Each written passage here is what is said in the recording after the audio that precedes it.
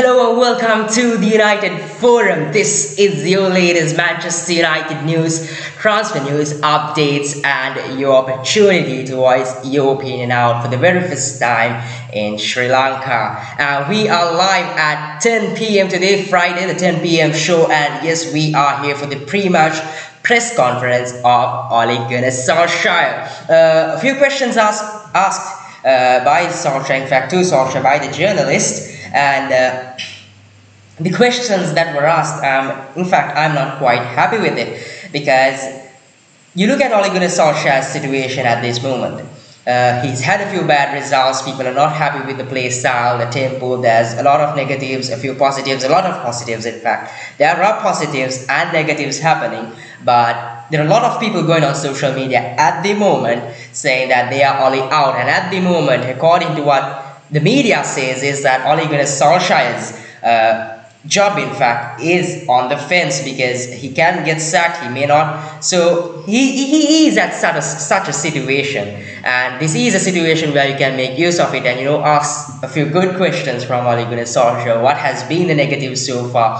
Why are people complaining about the play style? What's happening? Why have we not won these easy games that were there for the taking? Why wasn't he so concerned about the Carabao Cup? What happened there? Why didn't we win against West Ham? What went wrong there as well? And people have questions with his selection, so ask questions about his selection. But no, these journalists, I don't know if it's on purpose, if they are waiting to ask these questions later on, but the questions that were asked today, I thought, we're not up to that standard you should be asking Solskjaer, because these are like silly questions about Cristiano Ronaldo. Since the time Ronaldo came in, there are questions about Ronaldo this, Ronaldo that. There's questions about Edinson Cavani. Okay, Cavani is injured, so yes, you need an update. So yes, asking about Edinson Cavani is totally fine, but on Cristiano Ronaldo, I think it's a little too much to ask him that as well. So moving on, let's just get into it straight away. Let's get to the press conference straight away. And the first question that was asked by Ole Gunnar Solskjaer was about David De Gea and about him being out last season, and has he doubled his efforts to be the number one this season?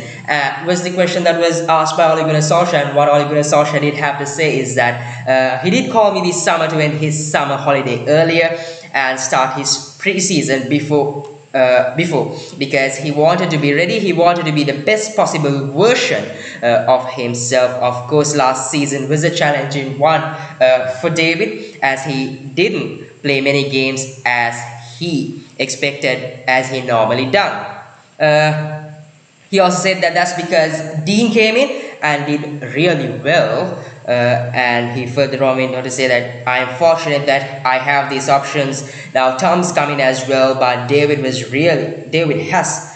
really worked. He's been so focused. Physically he's better, mentally he's better, and I think when you feel that you've done the work, you get personal best and quite a few personal tests. I think that gives you confidence and more motivation and inspiration, and he plays behind a strong back four, and to be playing in front of him when he's in this form is good for them as well, is what Ole Gunnar Solskjaer did have to say about David De Gea as well.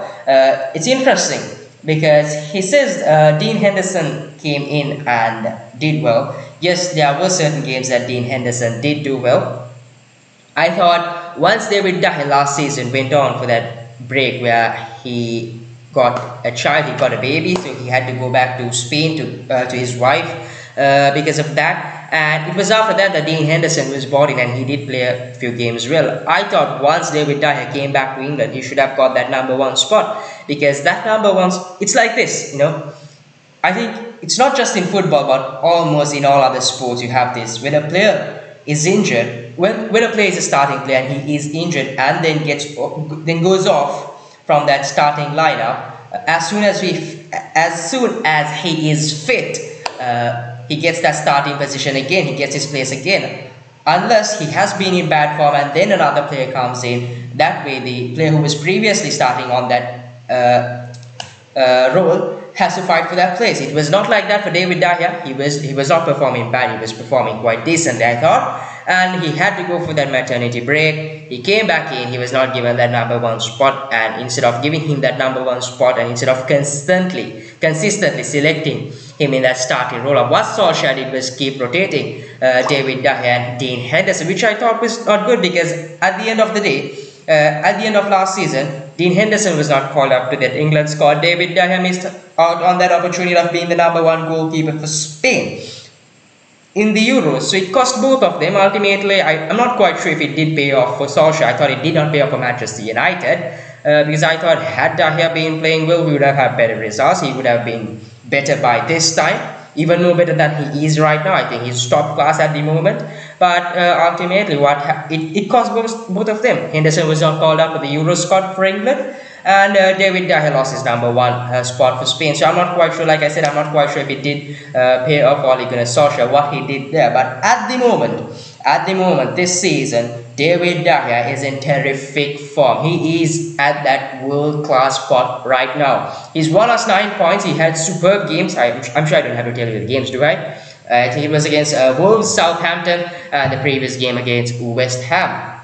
Not the Carabao Cup. It was Dean Henderson in goal at the Carabao Cup. The game before that at the Premier League. He won us 9 points.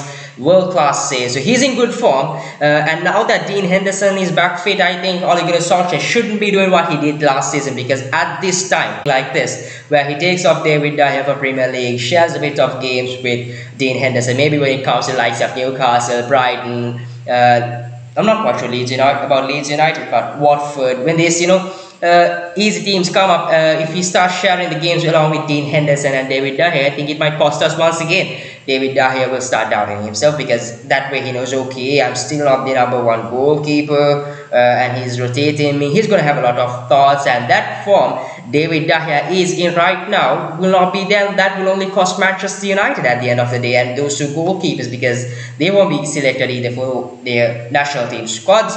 So I think it's not a win-win situation, it's more of a lose-lose-lose situation.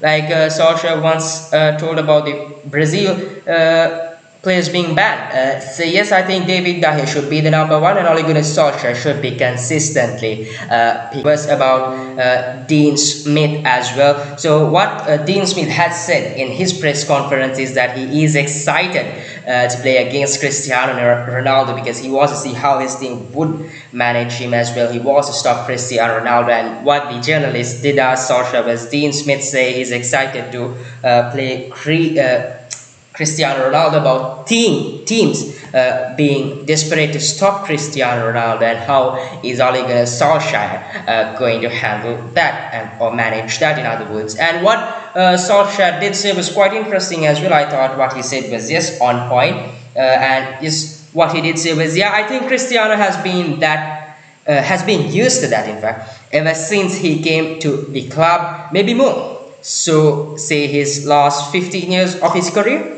First few years of his career, everyone wanted to try to kick him because they wanted to stop him, and then he became such a top player that all the teams would have to have an eye on him. His record shows already what an impact he's had with us. He's ready for that challenge. He's so used to it. No worries, we are a team. We know we are more than Cristiano, and the players that I've got to choose from, I'm sure that they would also enjoy it. If they had too much of an eye for Cristiano, it might be a space for another, is what Ole Gunnar Solskjaer did say. Actually, I agree with him, and I guess all of you agree with him as well, because yes, he is a world-class player. He is beyond world-class, a legend for Manchester United, a legend for football itself. I'm sure that's what you think as well. He is the greatest of all time. He's played in England, he's played in Spain, he played at Italy, he's played plenty of international games, a lot of experience, started his career at 18, even before at Sporting, and he started his career at a young age. He's played around the world, won everything you've got to win. He's got plenty of experience, and definitely Cristiano Ronaldo is used to this, because he knows that he is a key talisman wherever he goes, and people are defenders and players and coaches and managers. everyone's going to be marking him and not letting him get to his comfort zone. So yes, I'm sure he gets used to this, he adapts to this, and he push himself beyond that comfort zone as well. So yes, he is definitely in fact used to this. I think I don't have to say anything about that. His experience and his stats talk for himself as well. Moving on to the next question, what we have is on Edinson Cavani. Hold up. Alright, what's this now? Alright, that's it. Oh dear. Notifications keep popping up out on my screen, which is causing a bit of trouble. But moving on Edinson Cavani was the question that was asked to Ole Gunnar Solskjaer by the journalists. There are a few journalists today, not very familiar faces to me. On Cavani, where is Cavani on injury? Is he able to take part on that Saturday game? Was the question that was asked by Ole Gunnar Solskjaer. And yes, to all you Edinson Cavani fans out there, I've got good news. I think not just Edinson Cavani fans, but also Manchester United fans as a whole. All of you guys out there, all you Manchester United fans out there, that is good news, because it was weird about Cavani, right? He came on for Wolves and suddenly he's taken a knock. We never knew about it as well quite properly, and he was not in training, no games. He went for that international break, all that problems he had externally from Manchester United and all that things as well. So it was interesting to know what is happening with Edinson Cavani.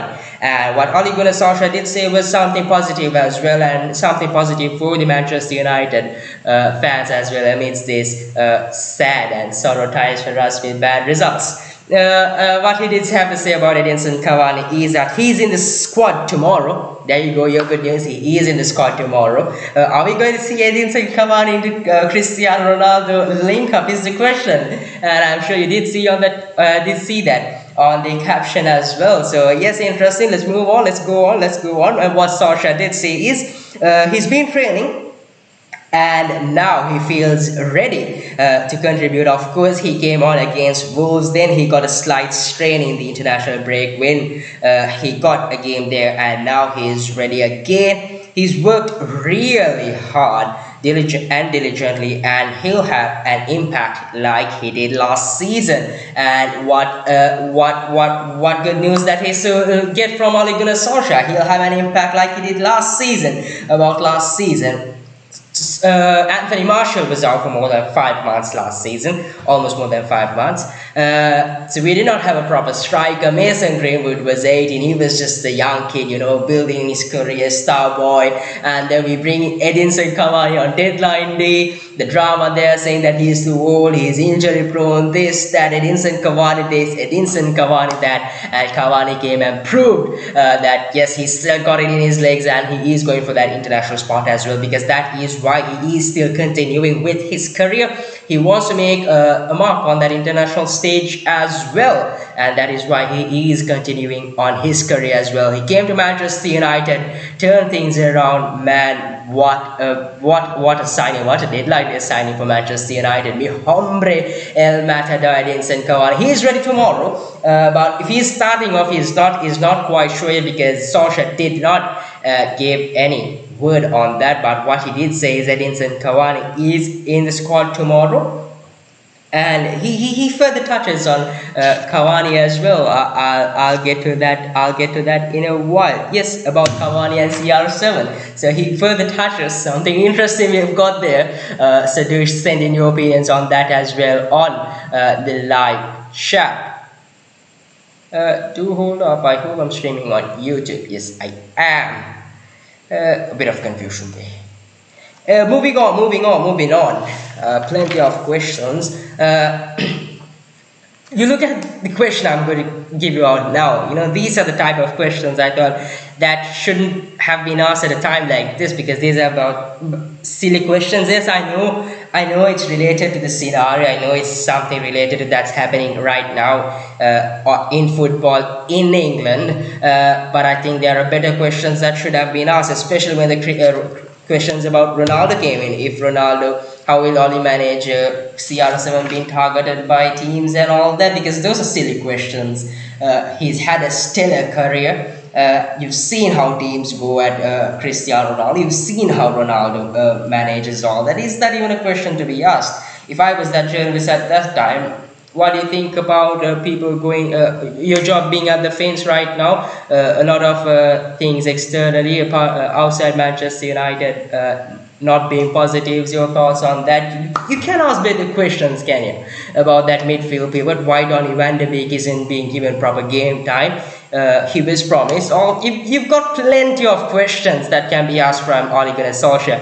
And then, these journalists come up with, how is Cristiano Ronaldo going to handle his tackling and all that? Man, he's 36, won stellar career, he's won about 6 Ballon d'Ors, he's won everything you've got to win. You've seen him play, man. Is that a question to be asked? Silly guy, silly guy. Abdul Khalik says, Shah, the drip, oh my god. Let me pin that there for you as well. So moving on to the next question that was asked about Ole Gunnar Solskjaer is about the fans being allowed to stand in stadiums from next week. I thought, like I told, a silly question to be asked. I know it's related to the present situation, but you've got better questions. Alright, this question is an okay question. Let's say it's a okay question to be asked because it's related to the current situation. But like I said, the Ronaldo questions are those questions. There are better questions you can ask. So move on. What's happened has happened. So the question that was asked, like I said, about the fans being allowed to stand in stadiums, and Solskjaer said the club is supportive. We want to try that as long as safety is in place. Standing gives, for me, at times the atmosphere builds. Not quite grammatical there, but what Solskjaer did say. But yeah, what he did say was standing gives, for me, at times the atmosphere builds. When you stand up, you are more passionate and emotional. So I am looking forward to building. In fact, I'm looking forward to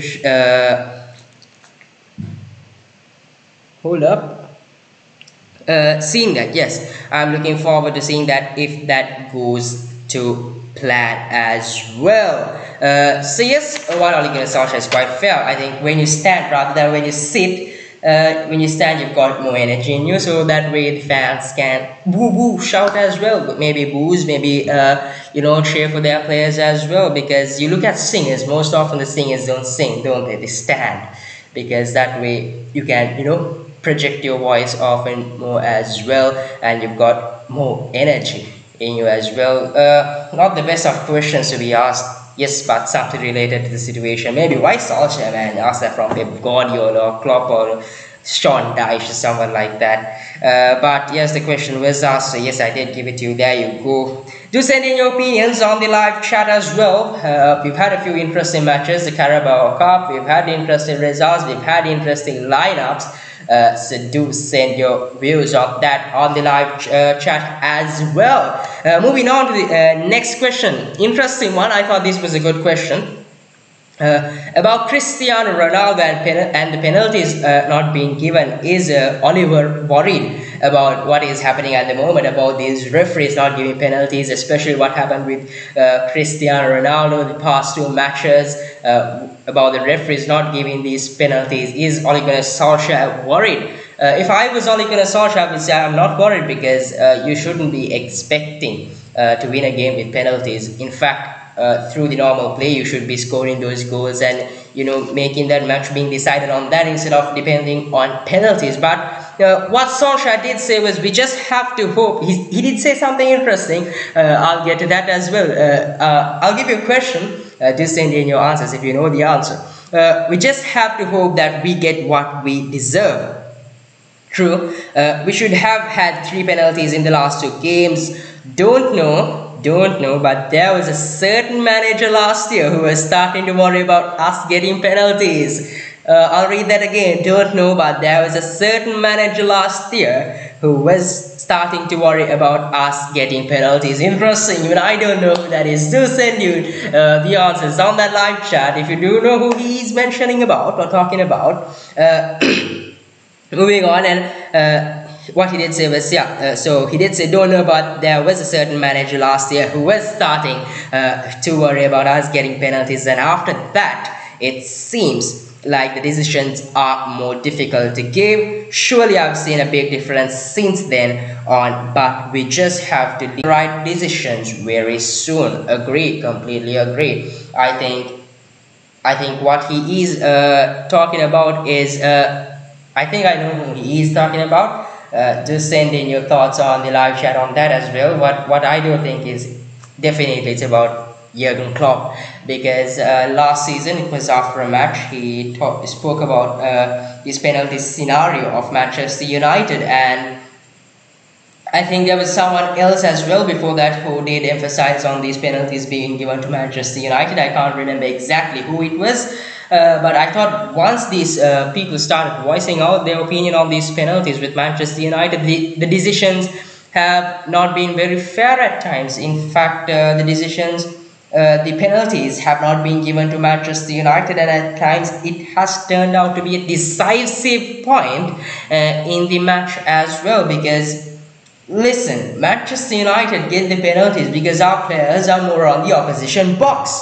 You keep complaining because you can't do that. Definitely, that is the reason why Jurgen Klopp has been complaining. I don't know, maybe because if you are more into your team concerned about winning, you wouldn't be concerned about other teams like Manchester United, or you can Solskjaer and Manchester United living rent free in Jurgen Klopp's head. Interesting, but yes, definitely once these opinions and voices have been out, the penalty decisions have not been fair to Manchester United.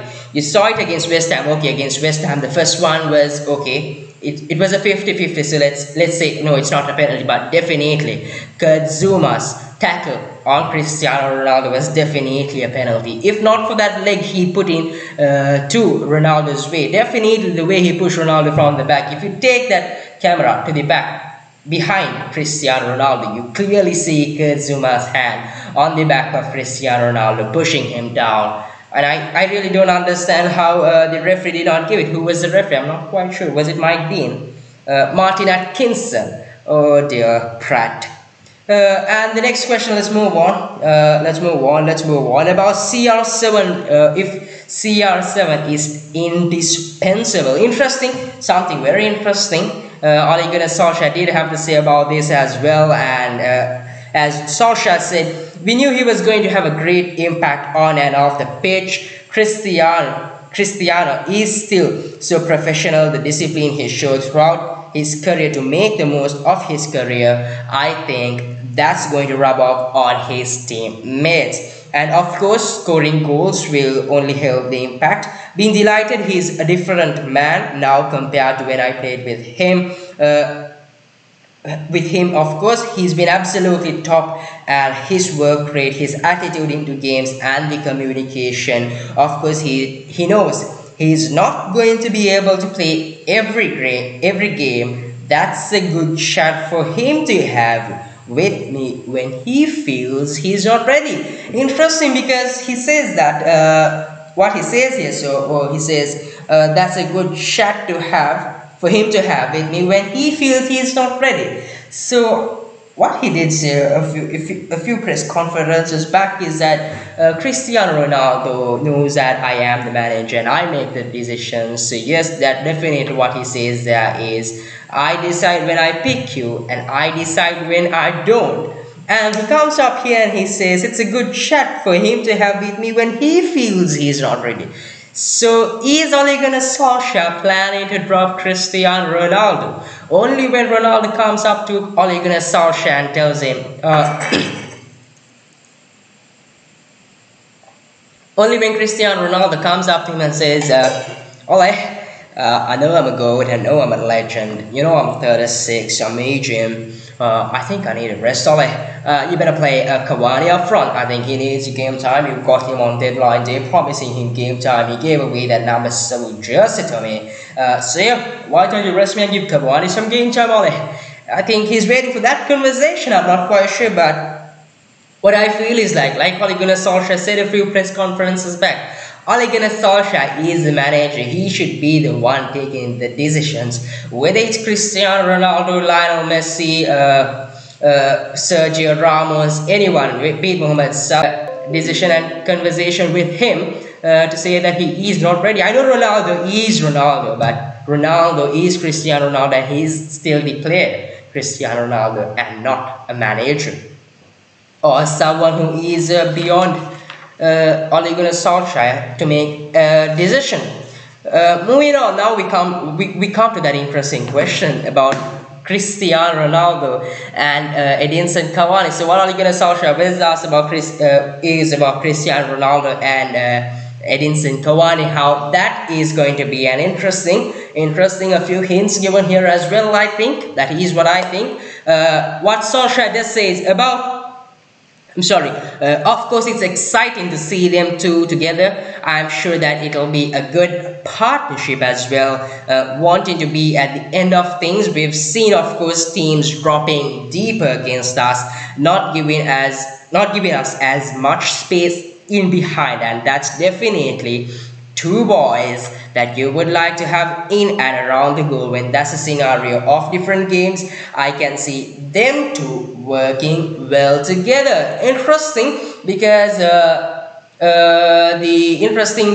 what Ole Gunnar Solskjaer does say is that it'll be a different scenario. I can see them two working well together, because if what Ole Gunnar Solskjaer is hinting out from that is that he is going to play Edinson Cavani and Cristiano Ronaldo together, what will be interesting is that formation.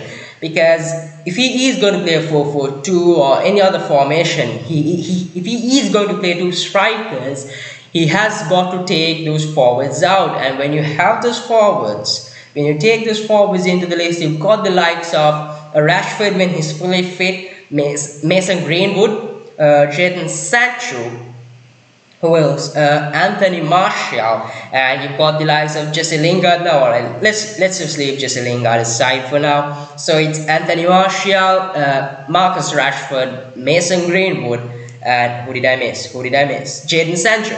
So you've got these four forwards. You've got Jadon Sancho in this team for about 70 million. You've got Marcus Rashford, Mancunian product, Manchester product, Youth Academy. Martial, who we know can be terrific when he is in form, and Mason Greenwood, who is actually building his career and he is in red hot form. So you've got to take four of those players out if you are going to play Ronaldo and Cavani. Unless a scenario like this happens, because where he brings in Edinson Cavani as a striker, moves Cristiano Ronaldo to that left wing, and maybe on the right wing have Jadon Sancho. I think Jadon Sancho should be that player on the right wing as well. So let's just say that he moves Cristiano Ronaldo to the left, brings in Edinson Cavani up front as a striker. It'll be interesting. I know Cristiano Ronaldo has played as a winger, but throughout the career, in recent times, in the recent past, you've seen that Cristiano Ronaldo is now a striker and no more that winger he used to be. So can he still play at that role of a winger? It'll be interesting. He's 36. He's played quite a lot of his career as a striker now, not known as a winger. We've got Marcus Rashford, we've got Edinson Cavani, Jadon Sancho. Are you going to drop these guys out? And so yes, it will be an interesting situation. Also, you've got another interesting scenario where you could play a 4-1-3-2. So for me, the 4-1-3-2 is going to be the back four. Definitely David De Gea at the goal. And the 3 at number 10 would be so it's going to be Bruno Fernandes, yes, definitely. And next, on either side of Bruno Fernandes, you could have two wingers, maybe a Rashford and a Sancho, and then have the likes of Edinson Cavani and Cristiano Ronaldo. But then the question is that defensive midfielder role, that position of a defensive midfielder. We don't have. Manchester United don't have an established defensive midfielder. You've got Fred. We have definitely seen the fact that he can't hold a midfield on his own. McTominay, you know, he is a box-to-box midfielder. He too can't hold that midfield on his own. We've got Nemanja Matic who can do it, but can he play all 90 minutes? Will he be free at that time? Will he be okay to play at that time? He changes the position, because if he has played a game before this, definitely he won't start. So then what happens? He has not played Donny van der Beek on that role as well, to give him a go as well. So it'll be interesting to see what Ole Gunnar Solskjaer does do that, but I definitely think that it'll be Ronaldo on that left wing. Up front, on as a striker, will be Edinson Cavani.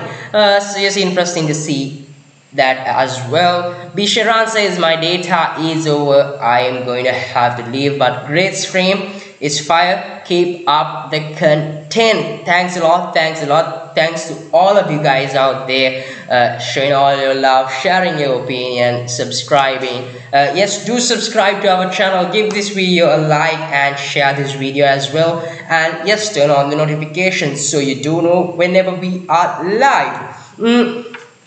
Moving on to the next question. Once again, a silly question to be asked at this time. What Ole Gunnar Solskjaer was asked was his assess on the PL season so far. It's early doors. He also does say, I know it's early doors, but what do you think about the PL season so far? Like, really? You've got better questions out there, man. Bring that question later on. Maybe once we finish the first half of the tournament, maybe into 20 to 25 games, maybe 19. Why bring it now? We've only played 5 games, 5 to 4 games, and you bring in this question now. Your thoughts on the season 4? Like, it's early doors, mate. But yes, I've brought it for you. I've done my duty. The journalists, I'm not quite sure what they are doing. I'm not quite sure if they're Manchester United fans, because I feel that if these journalists are asking questions from Ole Gunnar Solskjaer, they should be Manchester United fans. That way we've got more interesting questions. I'm not quite sure if these journalists are Manchester United fans. I do know a journalist who is a Manchester United fan, and he comes up with good questions at times, but unfortunately he was not there today. So the question, like I said, here is what Ole Gunnar Solskjaer thinks on this season, his thoughts so far this season. Solskjaer says, yeah, it is early doors, but it's important. The first 2 months until this international break, that is in 2 weeks. If I'm not wrong, it's after the Everton game. International break, that you've not given teams a head start. Definitely, like I said, a good start is very important. I kept saying this the past few shows as well. A good start is very important for a good season. And so far, 13 points, that's a decent return. We've scored quite a few goals. Still, things to work on, definitely we know that. But the bigger challenge is ahead. But we've laid a bit of a foundation to build the momentum. Of course, that's what we hope to do against Aston Villa. They started with the first game. The first game was a defeat, of course, but then they really hit form. I think they deserve more points than what they've got, is what Ole Gunnar Solskjaer did say. Yes, Aston Villa have hit good form, but I'm not quite sure if John McGinn, I think, yes, from what I read, McGinn is available after that concussion. Bailey will not be playing, and there was one more player who will be off Aston Villa. I'm not quite sure if he is a marquee player for Aston Villa, so I really don't think that will make an impact. But we definitely know that Axel Tuanzebe won't be available for Aston Villa because he is on loan from Manchester United. So Manchester United is Tuanzebe's parent club, therefore he can't play against Manchester United because Manchester United is his parent club. And what Dean Smith had to say on this: once Tuanzebe went on loan to Manchester United, we did see a change in formation for Aston Villa. They play 5 at the back now. So Dean Smith did say that he still has to decide if they are going for a back 5 or back 4. I'm sure he's definitely decided on that. It's just that he can't say that out to the media. If he does, well and good for Manchester United. Ole Gunnar Solskjaer knows what he is getting as well. Moving on. The next question we've got, I think, yes, a silly question once again that to be asked by Ole Gunnar Solskjaer. There are better questions out there to be asked. You can ask better questions. Come on, mate. Yes, is on this Premier League season so far. We've only got into 5 games and you're already asking that. Stupid question, to be honest, but no option but get that to you. Moving on, the last question, the final question that was asked by Ole Gunnar Solskjaer is about, this was quite a good question. These are the type of questions that should be coming. So it was about keeping a clean sheet only in 1 match and conceding 22 goals in the last 50 matches, than winning 1-0. But 4 goals conceded in the first 5 Premier League games, not too bad. We are still working on the cohesion. Mind you, we are still working on the cohesion, of course, with Rafael coming in. So work in progress. Of course, we want to have clean sheets to build performances as well. We know we are going to score goals with the we know we are going to score goals with the performances with the forwards we've got. So hopefully I can answer in the weekend with a clean sheet. Who knows, it is being worked on, of course. Throughout these past weeks, throughout these match weeks, I've been giving you my predictions. It has been 3-0, 3-0, 2-0, 1-0, 0-0. I've never given a goal to the opposition team, and Solskjaer says, alright buddy, otherwise I know you're new to YouTube and I'm gonna prove you wrong. It's not easy coming on YouTube, mate. You can't give your predictions off like that. I'm gonna prove you wrong and give you that obstacle, says Solskjaer. So yes, my predictions have not been on point. Interestingly, my predictions are going to be interesting again. So yes, of course, we've conceded 22 goals in the last 15 matches. I've had a few people ask me if they still think that that defense is still not settled, and if it is still a problem, because once Rafael Varane came in as well, you've seen a few problems. It's not been stable. I think the defense looks much better than when we had Victor Lindelof. I think we are still working on things, because with Victor Lindelof we saw the likes of Aaron Van Bissaka tucking in. There's so much you had to do when Victor Lindelof is there. You had to protect him. He can't go on one-on-ones. And now that we've got Rafael Varane, the defense is much better. It's just that chemistry has to be made, because Rafael Varane, whereas you take Cristiano Ronaldo, he has been in Manchester, he's a Mancunian boy. So yes, it's considerable if he doesn't take time, because he is Cristiano Ronaldo. This is Rafael Varane. He is a French. He is not very good in English, but yes, he is okay. He is a French. So yes, there is that communication obstacle on the field. There is that obstacle of the language being English, and then he's French. He's not that good as well, but he did say he wants to learn this language. I'm definitely sure that he'll learn it as well. He'll get there fast. It'll take time, but I'm sure we'll find stability in that defense as well. That is pretty much it from Ole Gunnar Solskjaer's press conference. Moving on, well, let's move on to the predictions. Do send in your thoughts, your predictions, your score predictions, your lineups on the live chat, the comment section if you are not watching this live as well. And if you do get the score predicted right, like I told you last week, I'll shout you out on that Instagram page of ours. And also the next show on Sunday, that Saturday will be the match. The match will be at 5 p.m. and I'll be live on Sunday at 10 p.m. for the match reaction. So yes, do send in your predictions and score predictions and your prediction for the lineup on the live chat as well. So this is my prediction for the Aston Villa game at 5 p.m. tomorrow. So to start off, David De Gea definitely in goal. On the defense, Aaron Van Bissaka, Rafael Varane, Harry Maguire and Luke Shaw. On that midfield pivot, I think Fred and Scott McTominay will be back. You saw that in the Carabao Cup as well, didn't you? No, it was not on the Carabao Cup. It was before that. In fact, I think Fred and McTominay will be back as usual. At number 10, definitely Bruno Fernandes. Right wing is gonna be interesting. Sancho or Greenwood? Confused. I think it'll be Greenwood. Yes, Greenwood. So yes, Greenwood, Ronaldo and Martial, and I've got Sancho and Lingard as well. I think he'll go with Sancho. Yeah. So that's my predicted lineup: David De Gea, Aaron Van Bissaka, Rafael Varane, Harry Maguire, Aaron Van Bissaka, Scott McTominay, Fred Rodriguez, Bruno Fernandes, Mason Greenwood, Cristiano Ronaldo, and on the left, Jadon Sancho.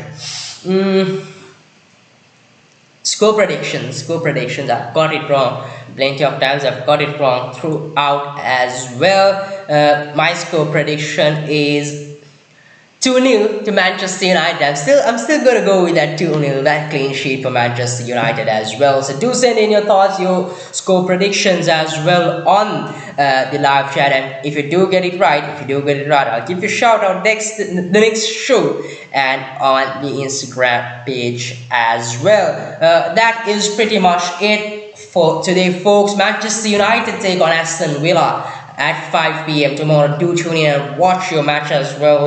Get those points and everything you want down. Send in your opinions on the live chat, on the comment section when I'm live on Sunday for the match reaction and player ratings.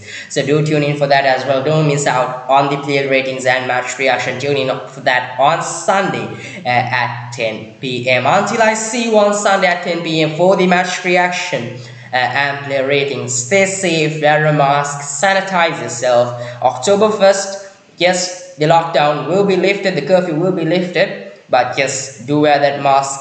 Maybe vaccine yourself if you are eligible for it as well. Sanitize yourself, stay home, stay safe, have a good night and a blessed week. Maybe a blessed Saturday, because I'll be seeing you on Sunday. Until then, until I see you again, have a good night. Yes. And this is the United Forum.